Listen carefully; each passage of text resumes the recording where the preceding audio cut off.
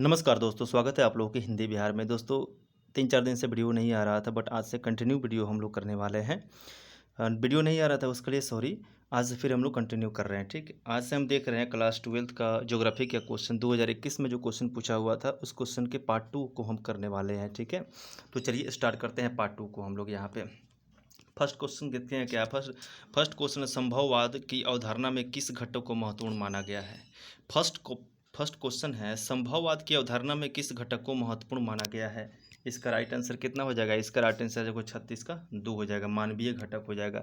इसका right answer हो जाएगा मानवीय घटक हो जाएगा। हम देखते हैं इसका विस्तृत व्याख्या। विस्तृत व्याख्या में क्या लिखा है, थोड़ा हम इसको जूम कर देते हैं क्योंकि दिखाई नहीं दे रहा है। विस्तृत व्याख्या में लिखा है, संभववाद के अनुसार प्रकृति मनुष्य के अवसर प्रदान करती है। प्रकृति क्या करती है, मनुष्य को अवसर प्रदान करती है और मनुष्य अपनी बुद्धिमत्ता, ज्ञान एवं प्रौद्योगिकी के बल पर उन अवसरों का उपयोग करता है। अब देखिए यहाँ पे प्रतिपादक फ्रांसीसी भूगोलवेत्ता विडाल डी ला ब्लास के अनुसार प्रतिपादक है ये। मुख्य विचार, मानव प्रकृति का दास नहीं है बल्कि वह वातावरण में परिवर्तन करने में सक्षम है। मानव प्रकृति का दास नहीं है बल्कि वह वातावरण में परिवर्तन करने में सक्षम है। ये किसका विचार है, भूगोलवेत्ता विडाल डी ब्लास का विचार है। एनसीईआरटी फैक्ट क्या बोलता है आपको, यह विचारधारा पर्यावरणीय निश्चयवाद है। संभव बराबर मानव, यहाँ पे देखिए आप, यहाँ पे ये जो ये जो ट्रिक जो लिखा हुआ है यहाँ पे, मेमोरी ट्रिक, संभव बराबर मानव, जहाँ मानव की बुद्धि लगे वहाँ पर परिवर्तन संभव है। ठीक है, चलते हैं हम लोग नेक्स्ट क्वेश्चन पे। सेकंड नंबर क्वेश्चन क्या है, 37 नंबर क्वेश्चन है, विश्व के सघन जनसंख्या क्षेत्रों में निम्नलिखित में कौन क्षेत्र शामिल नहीं है। तो 37 का राइट आंसर कितना हो जाएगा, 37 का राइट आंसर हो जाएगा सी, दक्षिण पश्चिम अफ्रीका शामिल नहीं है। दोस्तों हम लोग रैपिड फायर में क्वेश्चंस करेंगे क्योंकि ऑब्जेक्टिव क्वेश्चन है। अगर हम ज़्यादा ब्रीफली में जाएंगे तो इसमें वीडियो बहुत ज़्यादा देर का हो जाएगा, ठीक है, इसलिए आप ध्यान बनाए रखना। विश्व के सघन जनसंख्या क्षेत्रों में निम्नलिखित में से कौन सा क्षेत्र सम्मिलित नहीं है।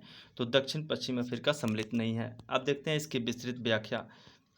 विस्तृत व्याख्या में लिखा है, दक्षिण पश्चिम अफ्रीका में कालाहारी मरुस्थल तथा शुष्क जलवायु के कारण जनसंख्या घनत्व अत्यंत कम पाया जाता है। पूछेगा जनसंख्या घनत्व क्यों कम पाया जाता है, तो कालाहारी मरुस्थल है और शुष्क जलवायु है।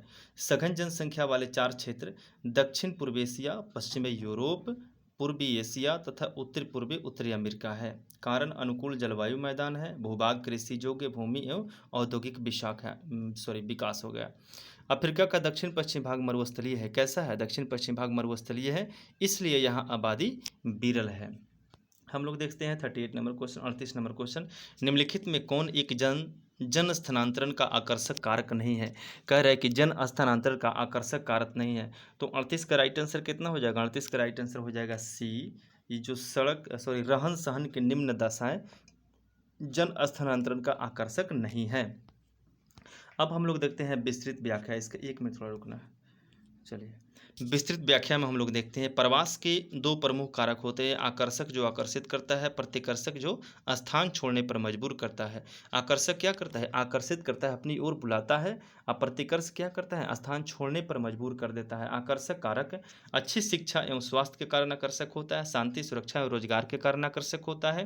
प्रतिकर्षक क्यों होता है, यानी क्यों लोग वहाँ से छोड़ता है, बेरोजगारी एवं गरीबी के कारण छोड़ देता है, रहन सहन के निम्न दशाएं के कारण छोड़ देता है, ठीक है। तो इसका 2 है, आकर्षक और आकर्षण और समस्या। ठीक, चलते हैं अगले क्वेश्चन पे हम लोग। 39 नंबर क्वेश्चन, विश्व के किस देश की जनसंख्या सर्वाधिक है। सबसे अधिक जनसंख्या किस देश में है, तो इसका राइट आंसर हो जाएगा बी, यहाँ पे भारत हो जाएगा। भारत में यानी हम लोगों के देश में सबसे अधिक जनसंख्या है। विस्तृत व्याख्या में इसके देखते हैं क्या क्या है। यहाँ पर चीन दिया हुआ है दोस्तों, आंसर में दिया हुआ है चीन, बट आपको याद रखना है क्या, इंडिया 2021 दिया हुआ है, उसके बाद से आपको इंडिया आ गया है, ठीक है। यहाँ पर चीन 2021 से पूछेगा तो चीन ही आप सही करना, उसके लिए सॉरी, ठीक है। देखते हैं हम लोग इस विस्तृत व्याख्या इसका। 2021 के बोर्ड प्रश्न पत्र तथा पारंपरिक पाठ्य पुस्तक आंकड़ों के अनुसार चीन प्रथम स्थान पर रहा है। क्रम 2021 डेटा 1 चीन 1 नंबर पर है, 2 नंबर पर भारत है, 3 नंबर पर यूएस है, 4 नंबर पर क्या है, इंडोनेशिया है। वर्तमान अपडेट 2023 और 2024 के बाद में भारत ने चीन को पछाड़ करके 1 नंबर पे आ गया। अगर 2021 में पूछेगा तो क्या हो जाएगा, चीन हो जाएगा। 2021 के बाद यानी 2023 में पूछेगा तो क्या राइट आंसर हो जाएगा, राइट आंसर हो जाएगा भारत, ठीक है। आप लोग इसको भी देखते चलना, यहाँ पे पश्चिम परीक्षा में विकल्प के अनुसार उत्तर चयन करें, मतलब 2021 पूछेगा ना तो उसके अकॉर्डिंग हम लगाएंगे। 2023 में पूछेगा तो आपको क्या करना है, इंडिया लगाना है, ठीक है, चलते हैं अगले क्वेश्चन पर हम लोग 40 नंबर में निम्नलिखित में कौन एकल कृषि नहीं है। 40 का राइट आंसर कितना हो जाएगा, 40 का राइट आंसर हो जाएगा ए। कौन एकल कृषि नहीं है, तो मिश्रित कृषि एकल कृषि नहीं है। अब हम लोग देखते हैं इसका विस्तृत व्याख्या। मिश्रित कृषि में फसल उगाने के साथ साथ पशुपालन भी समान रूप से किया जाता है। मिश्रित कृषि में क्या होता है, फसल उगाने के साथ साथ पशुपालन किया जाता है। इसमें किसी एक फसल पर निर्भर नहीं होती है। अन्य विकल्प जैसे डेयरी हो गया, रोपण तथा व्यापारिक अनाज कृषि में केवल एक विशेष उत्पादन पर ध्यान दिया जाता है। मिश्रित खेती में क्या होता है, फसल होता है, पशुपालन होता है, दो कार्य का एक साथ, इसलिए एकल नहीं होता है ये। 41 नंबर क्वेश्चन में क्या लिखा है, निम्नलिखित में से कौन रोपण फसल नहीं है। आपको कई बार इस बात को बताया गया कि रोपण फसल कौन कौन सा है, तो इसमें कह रहा है कि रोपण फसल नहीं है। आपको बताना है, इसका राइट आंसर कितना हो जाएगा, बी हो जाएगा। 41 का राइट आंसर हो जाएगा बी, गेहूं रोपण फसल नहीं है। अब देखिए यहाँ पे इसका विस्तृत व्याख्या हम लोग देख लेते हैं। रोपण कृषि यूरोपीय उपनिवेशवादियों द्वारा शुरू की गई एक व्यावसायिक कृषि पद्धति है जिसमें बड़े बागानों में अधिक पूंजी एवं श्रम से नकदी फसलें उगाई जाती हैं। प्रमुख रोपण फसलें कौन कौन है, चाय है, कॉफ़ी है, रबड़ है, गन्ना है, कोको है, कपास है। 10 बार आपको बताया जा चुका है रोपण फसल को, तो इसको ध्यान में रखना है। गेहूं खाद्यान्न फसल जो व्यापारिक अनाज कृषि के अंतर्गत आती है। किसके अंतर्गत आता है, व्यापारिक अनाज फसल के अंतर्गत आता है। गेहूं बागानों में नहीं बल्कि व्यापक खेतों में बोया जाता है। ठीक है दोस्तों, चलते हैं अगले क्वेश्चन पे हम लोग। 42 नंबर क्वेश्चन, विस्तृत व्यापारिक अनाज उत्पादक कृषि नहीं की जाती है। 42 का राइट आंसर कितना हो जाएगा, डी हो जाएगा। यानी अमेजन बेसिन में विस्तृत व्यापारिक अनाज की कृषि नहीं की जाती है। अब हम लोग देखते हैं इसका विस्तृत व्याख्या। अमेजन बेसिन विश्वतरेखीय संघर्ष वर्षा वनों से ढका हुआ है जहां आदिमकालीन निर्वाह कृषि तथा शिकार किया जाता है। अगले क्वेश्चन की ओर चलते हैं हम लोग। हुगली औद्योगिक प्रदेश का केंद्र है। हुगली औद्योगिक प्रदेश का केंद्र है, यानी 43 नंबर क्वेश्चन का राइट आंसर कितना हो जाएगा, ए हो जाएगा। कोलकाता हावड़ा हो जाएगा। अब इसका देखते हैं विस्तृत व्याख्या हम लोग। भारत का पहला आधुनिक औद्योगिक प्रदेश है जो हुगली नदी के किनारे 98 किलोमीटर की पट्टी में फैला है। मुख्य उद्योग क्या है यहाँ के, जूट उद्योग है, सूती वस्त्र तथा इंजीनियरिंग उद्योग है। प्राथमिक जूट मिल 1855 में रिसरा में स्थापित हुआ था। प्रथम जूट मिल स्थापित हुआ था कब, 1855 में स्थापित हुआ था। कहाँ स्थापित हुआ था, रिसरा में स्थापित हुआ था। कोलकाता और हावड़ा इस पूरे औद्योगिक पेट का मुख्य प्रशासनिक और परिवहन केंद्र है। अगले क्वेश्चन की ओर चलते हैं। भारत में पहला रेडियो कार्यक्रम प्रसारित कब हुआ था। 44 का राइट आंसर कितना हो जाएगा, सी हो जाएगा। कब हुआ था, 1923 में हुआ था। भारत में पहला रेडियो कार्यक्रम कब हुआ था, प्रसारित हुआ था 1923 में प्रसारित हुआ था। इसका विस्तृत व्याख्या, 1923 में रेडियो क्लब ऑफ बम्बे द्वारा प्रसारण किया गया था। कहाँ द्वारा, रेडियो क्लब ऑफ बम्बे के द्वारा प्रसारण किया गया था। उसके बाद 1936 में ऑल इंडिया रेडियो की स्थापना किया गया था। आकाशवाणी 1957 में किया गया था। ठीक है, रेडियो क्लब ऑफ बॉम्बे कब किया गया था, 1923 में किया गया था। ऑल इंडिया रेडियो 1936 में किया गया था। आकाशवाणी कब, 1957 में किया गया था। इस बात को आपको ध्यान में रखना है, वही चीज़ हम आपको यहाँ पर भी बताया गया है। अगले क्वेश्चन की ओर मूव करते हैं हम लोग। भारतीय रेल की शुरुआत कब हुई थी। भारतीय रेल की शुरुआत कब हुई थी, इसका राइट आंसर हो जाएगा 1853 में हो गया था। 43 का राइट आंसर, सॉरी 45 का राइट आंसर कितना हो जाएगा, एक हो जाएगा। विस्तृत व्याख्या यहाँ पे देखते हैं हम लोग। देखिए यहाँ पे लिखा हुआ है इसके बारे में सब कुछ। मार्ग बोरीबदर मुंबई से ठाणे के बीच में कितना किलोमीटर चला था, 34 किलोमीटर चला हुआ था। वायसराय कौन थे उस समय, लॉर्ड डलहौजी थे। ठीक है, यहाँ पे देखिए 1853 में। अगले क्वेश्चन की ओर चलते हैं। कोची पतन अवस्थित है। कोची पतन कहाँ अवस्थित है, 46 का राइट आंसर कितना हो जाएगा, सी हो जाएगा। कोची पतन कहाँ है भाई साहब, केरल में है। इसका विस्तृत व्याख्या, यह भारत के पश्चिमी तट पर मालाबार तट के पास वेम्बनाड कयाल के मुहाने पर स्थित प्राकृतिक बंदरगाह है। इसे अरब सागर की रानी कहा जाता है। यानी अरब सागर की रानी किसे कहा जाता है, कोची को कहा जाता है। यह स्वेज नहर के मार्ग में अवस्थित है। अगला क्वेश्चन क्या है, निम्नलिखित में से कौन सा रोग जलजन्य है, यानी जल से होने वाला रोग इनमें से कौन है। तो 47 का राइट आंसर कितना हो जाएगा, सी हो जाएगा। अतिसार जो होता है जल से होने वाला, प्रदूषित जल से होने वाला रोग है। दूषित एवं दूषित जल के सेवन में आंतों एवं पाचन तंत्र संबंधी संक्रामक रोग फैलता है। प्रमुख जलजन्य रोग है अतिसार है, डायरिया है, हैजा है, टाइफाइड है, पीलिया है। ये सब जल से रोग होता है, दूषित जल से होने वाला रोग है। अन्य विकल्प श्वसन संक्रमण एवं श्वसन नली शुद्ध वायु जनित रोग है। ठीक, अगले क्वेश्चन की ओर चलते हैं। सर्वाधिक जनसंख्या वाला मोगालोपोलिस है। सर्वाधिक जनसंख्या वाला मोगालोपोलिस है। तो 48 का राइट आंसर कितना हो जाएगा, 48 का राइट आंसर हो जाएगा बी, इसका हो जाएगा दिल्ली। देखते हैं विस्तृत व्याख्या में क्या है। आइए, मोगालोपोलिस शब्द का प्रयोग सबसे पहले जीन गोटमैन ने किया था। यहाँ कई विशाल नगरों के मिलने से बनता है। कई विशाल नगरों के मिलने से जो बनता है एक नगर में, उसको क्या बोला जाता है? मोगालोपोलिस बोला जाता है। इसको विश्व नगरी कहा जाता है उसको। दिल्ली एनसीआर क्षेत्र वर्तमान में भारत का सबसे बड़ा नगरीय संकुलन है, इसलिए उसको मोगालोपोलिस बोला जाता है। मोगालोपोलिस मेगा सिटी, 10 लाखी नगरी, यहाँ पे आपको पूरा समझाया गया, यहाँ पर ध्यान दीजिए। ठीक है, चलते हैं अगले क्वेश्चन पे हम लोग। अगले क्वेश्चन में क्या है? धारावली मलिन बस्ती अवस्थित कहाँ है? मुंबई में है। आपको कई बार कराया गया है, एशिया की सबसे गंदगी वाला बस्ती है शायद। तो धारावी मलिन बस्ती कहाँ है? मुंबई में है। 49 का राइट आंसर कितना हो जाएगा? 49 का राइट आंसर हो जाएगा बी। विस्तृत व्याख्या में यहाँ पे देखिए एशिया धारावी की सबसे बड़ी मलिन बस्ती में से एक है, जो मध्य मुंबई में है। एशिया के सबसे मलिन बस्तियों में से एक है धारावी, मुंबई में अवस्थित है। यहाँ अत्यधिक जनसंख्या, जर्जर अवस्था तथा स्वच्छ सुविधाओं का अभाव है। हालांकि यहाँ छोटे पैमाने पर चमड़ा उद्योग, मिट्टी के बर्तन एवं रिसाइकल उद्योग बहुतायत में होता है। अगला क्वेश्चन क्या है? निम्नलिखित में से कौन मानव और पर्यावरण के बीच अन्योन्य क्रिया का सर्वाधिक महत्वपूर्ण घटक है? सर्वाधिक महत्वपूर्ण घटक किसके बीच में? मानव और पर्यावरण के बीच में अन्योन्य क्रिया कौन है? तो 50 का राइट आंसर कितना हो जाएगा? 50 का राइट आंसर हो जाएगा बी, प्रौद्योगिक है। इसका हम लोग विस्तृत व्याख्या देखते हैं। प्रौद्योगिक किसी समाज के सांस्कृतिक विकास के स्तर की सूचक होती है। मानव प्रकृति के नियमों को समझाने के बाद ही प्रौद्योगिक का विकास कर पाया। उदाहरण, घर्षण और ऊष्मा की समझ में अग्नि की खोज हुई थी। घर्षण और ऊष्मा की समझ के कारण अग्नि का डिस्कवर हो गया था। डीएनए और आनुवंशिकी के ज्ञान से बीमारियों पर विजय पाया गया था। प्रौद्योगिकी मानव के पर्यावरण के बंधनों से मुक्त कराती है। यहाँ पे आ जाइए। अब देखते हैं अगले क्वेश्चन को हम लोग। नियतिवाद संकल्पना में किस घटक को महत्वपूर्ण माना गया है? 51 नंबर क्वेश्चन का राइट आंसर कितना हो जाएगा? एक हो जाएगा। बहुत ही इंपॉर्टेंट क्वेश्चन है, भी आई है, ये बड़ा ध्यान बना के रखना इस पे। नियतिवाद संकल्पना में किस घटक को महत्वपूर्ण माना गया है? तो प्रकृति घटक को महत्वपूर्ण माना गया है। इसके विस्तृत व्याख्या में हम लोग देख लेते हैं। इस विचारधारा के अनुसार मनुष्य प्रकृति का दास है। इस विचारधारा नियतिवाद के अनुसार मनुष्य क्या है? प्रकृति का दास है। प्रकृति ही मानव के जीवन, आहार, वस्त्र और सोच को नियंत्रित करती है। इसलिए मानव जो है प्रकृति का दास है। नियतिवाद के अकॉर्डिंग समर्थन विद्वान कौन कौन थे? इसके समर्थन में कौन कौन से विद्वान थे? रेडजले थे, एलन सैम्पल थे, हम्बोल्ट थे, कार्ल रिटल थे। इसे पर्यावरण का मानवीयकरण भी कहा जाता है। यहाँ पे देख लीजिए एक बार और आप लोग। नियतिवाद बराबर प्राकृतिक श्रेष्ठ होता है, संभववाद बराबर मानव श्रेष्ठ। नियतिवाद में प्राकृतिक श्रेष्ठ होता है, संभववाद में कौन श्रेष्ठ होता है? मानव श्रेष्ठ होता है। एक्सप्लेनेशन देखने के बाद में आपको कई सारे क्वेश्चंस की आप लोगों का रिपीट हो जाता है। अगला क्वेश्चन है, निम्नलिखित में से कौन रोपड़ फसल नहीं है? बहुत बार इस क्वेश्चन को रिपीट कर चुके हैं हम लोग। आप लोग को बता दीजिए, इसका राइट आंसर हो जाएगा बी।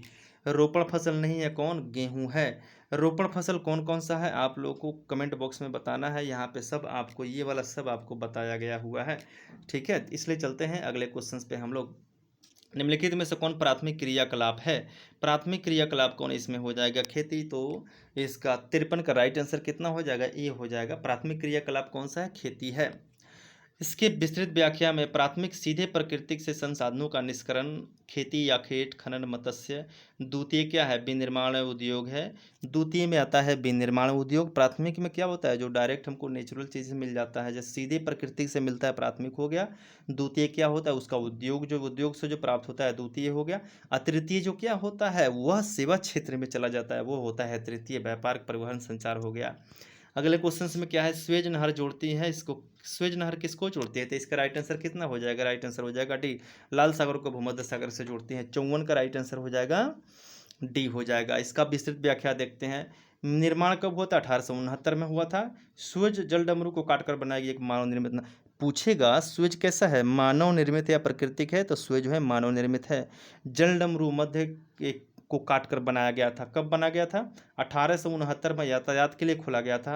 राष्ट्रीयकरण कब हुआ था? 1956 में हुआ था। यूरोप और एशिया के बीच में लगभग 7000 किलोमीटर दूरी घटा दिया है ये वाला। ठीक है, यहाँ पे इसका ट्रिक भी दे दिया हुआ है। भूला बराबर भूमध्य सागर, लाल प्रदेश। भूला भूमध्य सागर और लाल सागर को जोड़ता है। अगला क्वेश्चन है, नेताजी सुभाष चंद्र बोस अंतर्राष्ट्रीय हवाई अड्डा कहाँ है?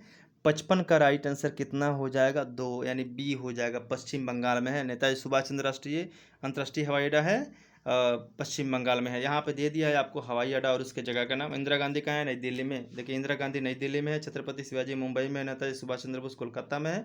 इसको भी आप लोग को ध्यान रखना है। अगला क्वेश्चन से कितना नदी के सहारे बसा गांव किस रूप में होता है, ये होता है रेखीय। 35 का सॉरी 56 का राइट आंसर कितना हो जाएगा, डी हो जाएगा। इस क्या होता है, रेखीय होता है। अब देखिए रेखीय कौन कौन से जगह के कौन कौन से जगह पे बसे हुए गांव को रेखीय बोला जाता है। वृत्ताकार, झील या तालाब के किनारे रहेगा तब वृत्ताकार हो जाएगा। झील या तालाब के किनारे वृत्ताकार हो जाएगा। सड़कें केंद्र पर मिलती है और ये होता है आयताकार। क्या होता है, समतली मैदान क्षेत्रों में सड़कें समकोण काटते हुए बनाता है। ठीक है। नदी हो गया, सड़क हो गया, रेल हो गया, नहर हो गया, इसके किनारे अगर घर बना हुआ रहता है तो वो रेखीय प्रतिरूप में होता है। ठीक, इसको भी कई बार आपको बताया जा चुका है। अगले क्वेश्चन में क्या है, निम्नलिखित में से कौन दूसरे उद्योग के लिए कच्चा माल तैयार करता है।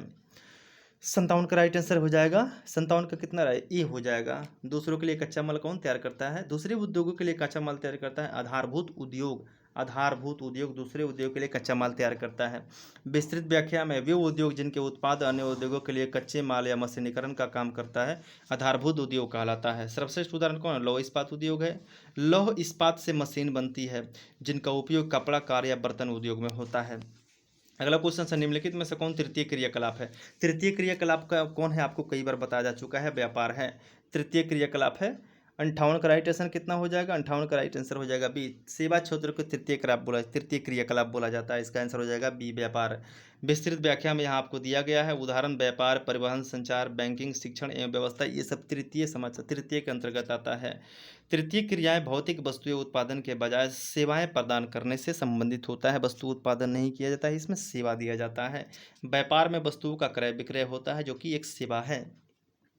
अगला क्वेश्चन, निम्नलिखित में से कौन द्वितीय क्रियाकलाप में है। द्वितीय क्रियाकलाप में कौन आता है, जैसे वस्त्र का निर्माण हो गया, वस्त्र का निर्माण, लौह परगलन, टोकरी बनाना। तो 59 का राइट आंसर कितना हो जाएगा, 59 का राइट आंसर हो जाएगा ये, मछली पकड़ना द्वितीय क्रियाकलाप में नहीं है। सॉरी, हम पढ़ लिए थे कौन क्रियाकलाप में है द्वितीय, लेकिन क्वेश्चंस में दिया है द्वितीय क्रियाकलाप में नहीं है, तो ये हो गया मछली पकड़ना नहीं है। बाकी ये सब औद्योगिकरण से हमको प्राप्त होता है और मछली पकड़ना सीधे प्रकृति का ये देन हो गया। विस्तृत व्याख्या में क्या लिखा है, मछली पकड़ना सीधे प्राकृतिक संसाधनों का उपयोग है, यह प्राथमिक क्रियाकलाप के अंतर्गत आता है। द्वितीय क्रियाकलापों के अंतर्गत कौन आता है जो औद्योगिकरण होता है, मतलब इस इंडस्ट्रियलाइजेशन प्रगति कंपनी के द्वारा उत्पादित किया जाता है, जैसे लौह का निर्माण हो गया, वस्त्र निर्माण हो गया, टोकरी बनाना हो गया, ये सब हो गया द्वितीय हो गया। तृतीय सेवा क्षेत्र को बोला जाता है। अगले क्वेश्चन में है, ट्रांस महाद्वीपीय स्टुअर्ट महामार्ग किसको जोड़ता है। तो 60 का राइट आंसर कितना हो जाएगा, 60 का राइट आंसर हो जाएगा डी, डरबिन को मेलबर्न से जोड़ता है। विस्तृत व्याख्या में ऑस्ट्रेलिया का प्रसिद्ध महाद्वीपीय राजमार्ग है जो पूरे महाद्वीप को उत्तर से दक्षिण जोड़ता है। मार्ग उत्तर में डरबिन से शुरू होकर मध्य एलिस स्प्रिंग्स को होते हुए दक्षिण में मेलबर्न तक जाता है। ट्रांस कनाडियन राजमार्ग बैंकूर को सेंट से जोड़ता है। ऑस्ट्रेलिया का उत्तर दक्षिण मार्ग स्टुअर्ट महामार्ग को जोड़ता है। अगला क्वेश्चन क्या है, पनामा नहर किसको जोड़ता है, कई बार इसको भी कराया जा चुका है। कितना क्वेश्चन नंबर कितना है, 61 का राइट आंसर कितना हो गया, सी हो जाएगा। पनामा नहर जोड़ता है प्रशांत महासागर को अटलांटिक महासागर से जोड़ता है। विस्तृत व्याख्या में देख लीजिए, यह नहर मध्य अमेरिका में पनामा जलडमरू को काटकर बनाया गया है। पूरब में अटलांटिक महासागर को, पश्चिम में प्रशांत महासागर से जोड़ता है। इसमें लॉक प्रणाली पाई जाती है। इससे न्यूयॉर्क और सैन फ्रांसिस्को के बीच की दूरी लगभग 13,000 किलोमीटर कम कर दिया गया है। इसको आपको ट्रिक में यहाँ पे बताया गया है, PAP बराबर प्रशांत प्लस अटलांटिक बराबर क्या हो जाएगा, पनामा हो जाएगा। अगला क्वेश्चन इसमें क्या है, विश्व के प्रमुख समुद्री पतन किस प्रकार के हैं। विश्व के सब प्रमुख समुद्री पतन यानी 62 का राइट आंसर कितना हो जाएगा, 62 का राइट आंसर हो जाएगा सी, विस्तृत पतन हो गया। इसका देखेंगे हम लोग विस्तृत व्याख्या, ये वे बंदरगाह है जो बड़े परिमाण में सामान्य कार्गो और थोक माल का निपटान करते हैं। विश्व की अधिकांश बड़े और व्यस्तम पतन इसी श्रेणी में आते हैं। यहाँ यात्रियों और विभिन्न प्रकार के सामान के आयात निर्यात की भी आधुनिक सुविधाएं उपलब्ध है। अगला क्वेश्चन, निम्नलिखित महाद्वीपों में से किससे विश्व व्यापार का सर्वाधिक प्रभाव होता है। तो 63 का राइट आंसर कितना हो जाएगा, 63 का राइट आंसर हो जाएगा सी, यूरोप से सर्वाधिक विश्व व्यापार प्रवाह होता है।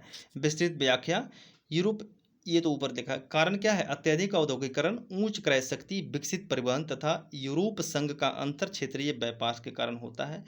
उत्तर अटलांटिक समुद्री मार्ग दुनिया का सबसे व्यस्तम व्यापारिक जलमार्ग है, इसको भी ध्यान में आप लोगों को रखना है।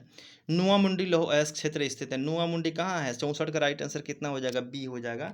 नुआ मुंडी है झारखंड में, नुआ मुंडी है झारखंड में।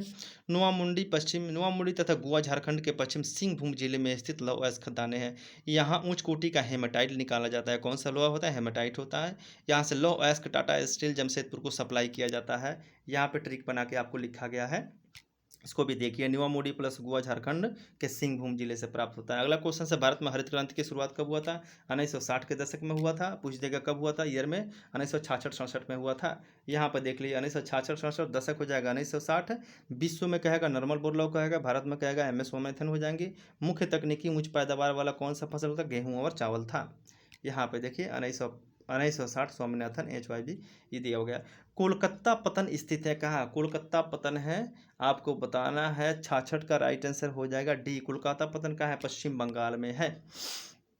यह भारत का एकमात्र नदी तटीय प्रमुख बंदरगाह है जो हुगली नदी पर स्थित है। समुद्र से कितना दूर है? 128 किलोमीटर दूर है। नदी में गाद की समस्या को दूर करने के लिए हल्दिया सहायक बंदरगाह बनाया गया है। नदी में गाद को दूर करने के लिए इन्हें पूर्वी भारत का प्रवेश द्वार कहा जाता है। पूर्वी भारत का प्रवेश द्वार किसे कहा जाता है? कोलकाता पतन को कहा जाता है। हुगली नदी के तटीयकरण बंदरगाह है ये। निम्नलिखित रोगों में से कौन वायुजन्य रोग नहीं, यानी हवा से कौन सा रोग नहीं होता है? तो अतिसार किससे होता है? 67 का राइट आंसर कितना हो जाएगा? 67 का राइट आंसर इसमें सॉरी रुक जाइए, 67 का राइट आंसर कितना हो जाएगा? C हो जाएगा। अतिसार जो है हवा से नहीं होता है। आ जाइए, प्रदूषित वायु से सांस की बीमारियां होती है, जबकि जल प्रदूषण से पाचन तंत्र की बीमारी होती है। वायुजन्य रोग कौन है? श्वसन हो गया, संक्रमण हो गया, शोथ अस्थमा हो गया, जलजन्य हो गया, अस्थिया। जल से क्या क्या बीमारी होता है? दूषित जल से अतिसार होता है, हैजा होता है, प्लीहा होता है। ठीक। अगला क्वेश्चन है, ब्राजील के कॉफी क्षेत्र को क्या कहा जाता है? तो ब्राजील के कॉफी क्षेत्र को क्या कहा जाता है? फेजेंडा कहा जाता है। 68 का राइट आंसर कितना हो जाएगा? 68 का राइट आंसर हो जाएगा E हो जाएगा। सॉरी। अब इसका विस्तृत व्याख्या है। साओ पोलो विश्व की कॉफी मंडी के नाम से जाना जाता है। ब्राजील में जो कॉफी का होता है उसका फजेंडा बोला जाता है। साओ पोलो विश्व की कॉफी की मंडी कहा जाता है। सेंटोस ब्राजील का कॉफी बंदरगाह है। अन्य विकल्प मिल्पा मेक्सिको में झूम कृषि तथा लादांग मलेशिया में झूम कृषि। इसको भी ध्यान में रखना है। फजेंडा कॉफी बागान, सेंटोस कॉफी बागान होता है। ठीक है, आ जाइए, अब क्वेश्चन अब नजदीक होने वाला है, खत्म होने वाला है सेट, इसलिए ध्यान से रखना क्वेश्चन को। मणिपाल सॉफ्टवेयर तकनीकी पार्क अवस्थित कहाँ है? 69 का राइट आंसर कितना हो जाएगा? तो 69 का राइट आंसर हो जाएगा B। मणिपाल कहाँ है? कर्नाटक में है। मणिपाल सॉफ्टवेयर है कर्नाटक में। विस्तृत व्याख्या है। कर्नाटक की राजधानी बेंगलुरु को भारत का सिलिकॉन वैली कहा जाता है। बेंगलुरु को क्या कहा जाता है? भारत का सिलिकॉन वैली कहा जाता है। अन्य प्रमुख पार्क नोएडा, गांधीनगर।